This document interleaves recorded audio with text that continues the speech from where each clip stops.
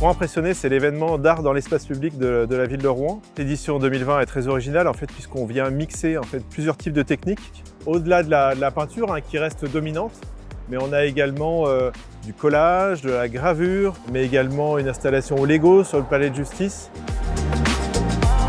C'est vrai qu'on a été très inspiré par le thème de Normandie impressionniste, en fait la couleur au jour le jour. Naturellement, les artistes que j'ai invités en fait, peignent beaucoup en couleur.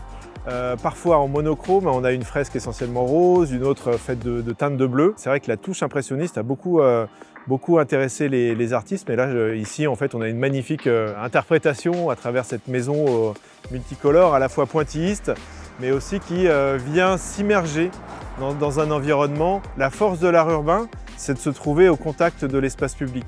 Contrairement aux œuvres qui sont exposées dans les galeries ou les musées, en fait on a la ville autour et c'est vraiment un ressort scénographique très intéressant. L'essentiel de l'activité culturelle sur Rouen se trouve malgré tout rive droite, et là ça a été une volonté justement de conquérir la rive gauche et de créer de nouvelles relations, en fait, des nouveaux flux de visiteurs, de façon à les inviter à découvrir de nouveaux quartiers embellis par la patte des artistes.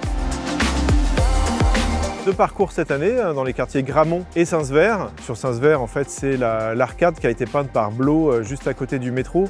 On a vraiment une œuvre très envoûtante en 3D là pour le coup. C'est une œuvre abstraite d'une grande finesse avec des dégradés assez extraordinaires, un trait très précis, et ça vient absolument transfigurer les lieux.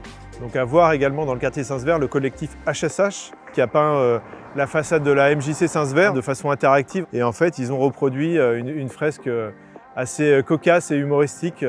Et c'est une belle demi-journée de promenade dans ces quartiers, dans la rive gauche. C'est aussi une belle interaction en fait, avec l'architecture des lieux.